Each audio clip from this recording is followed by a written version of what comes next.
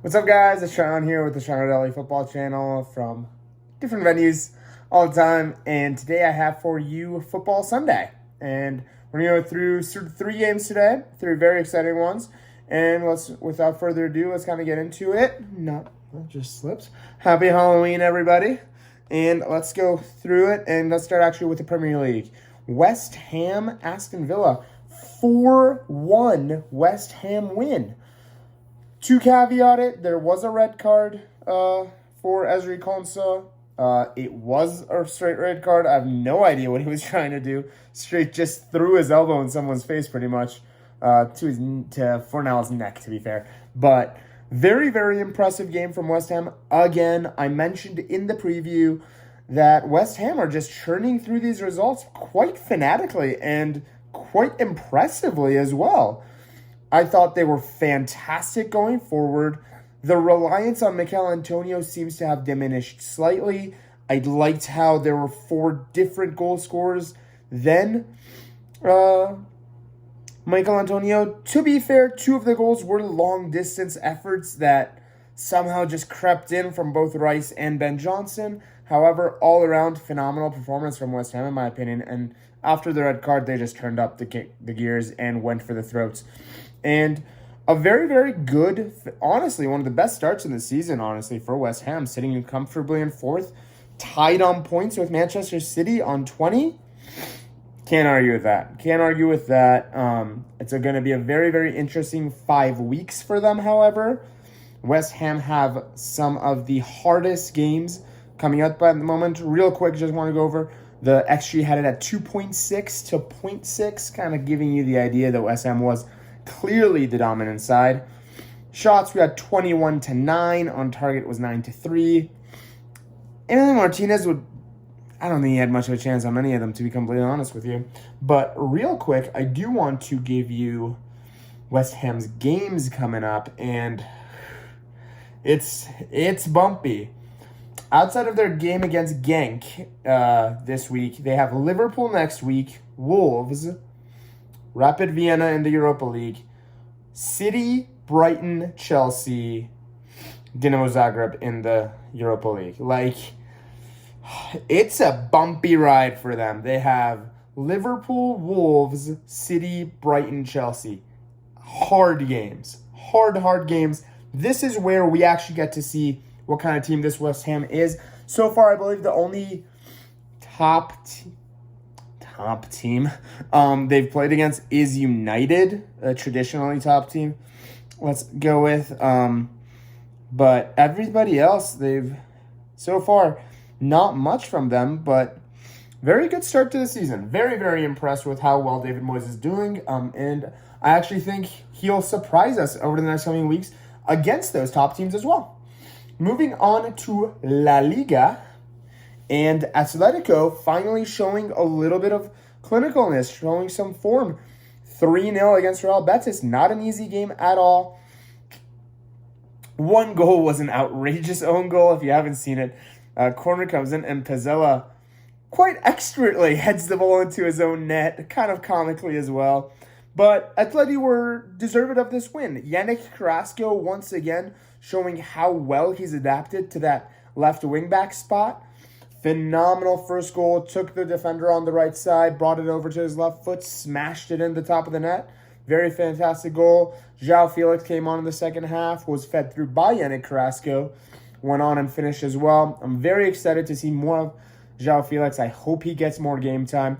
And Griezmann looked lively all game. Griezmann looked very, very active, was making good shots. He kind of seems like he's got a bit of swagger back to him, which is very, very happy for him and for the France national side as well. It's very, very good for him to be back in the mold. La Liga is in an interesting state at the moment. La Liga is very, very interesting because there's a lot of teams. It's possibly the most open title race at the moment in Europe. Top 5 leagues. With Sociedad, Madrid, Sevilla, Atleti. Betis is in 5th with a game in hand, with the extra game played. But they're kind of in the race as well. This game would have been an opportunity for them to kind of step it up a gear, but Based off everything we've seen, it's going to be a very, very close race till the end. Right now, Sociedad and Betis do have an extra game in hand, have played an extra game, with Sociedad sitting at top of the table with 1 point above Madrid and Sevilla. If I have to call it right now, I would say it's still going to be Madrid. But I like Sevilla and I like Sociedad. It's going to be a very, very fun season. We're not even going to talk about Barcelona because there's nothing to talk about. They're garbage. Let's be honest. Moving on. A little quick note on Atleti, actually, real quick. They do have a pretty big week coming up right now with their Champions League life kind of hanging in the balance. We'll see how they do in the Champions League this week. It's going to be an interesting game for them. Very big tie against Liverpool on Wednesday. Kind of a group decider almost. Let me just double check how many points they are on for the Champions League. They are on 4 with Porto also on 4. This is kind of a game that you can arguably say Liverpool's already made it since they've won 3 out of 3. If Atleti win this game, they have a really good chance of making it to the next round. But we'll see. Moving on to the final game, and that is Roma, AC Milan. Milan were able to beat Roma in the Imperial City. 2-1 read the scoreline. XG had it at 1.8 to 1.2. This game had 10 yellow cards and a red. We need to speak of that real quick. Theo Hernandez, I've been a very big fan of all season. I've been mentioning him a lot. This game, that second yellow card was atrocious. Literally just threw his body in front of Pellegrini and was like, what did I do? What do you mean, what did you do? You got a yellow card, you got a second yellow card, and now your team's on the back. Which the last 23 minutes of the game was pretty edgy for Milan. Eventually, El Shaarawy was able to get a goal, which seems to be doing that a lot. However, I must say, a goalkeeper that I was not very familiar with, but Tatarusanu, fantastic showing this game. Made a couple very, very fantastic saves.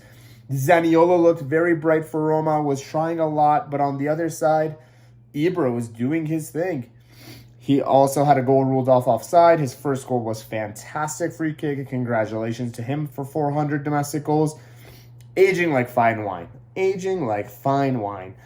The game obviously changed after the red card. However, Roma had 24 shots to Milan's 8, 6 on target to Milan's 3. A tie possibly would have been more fair, but Milan keep going on, and this is the best start to a Serie A season they have ever had, with 10 wins in their first 11 games. It's going to be a very, very tight end to the season. It does seem like Serie A is kind of already establishing a little bit of gap. Napoli and Milan do seem to be the front runners out ahead of everybody at the moment, both sitting on 31 points.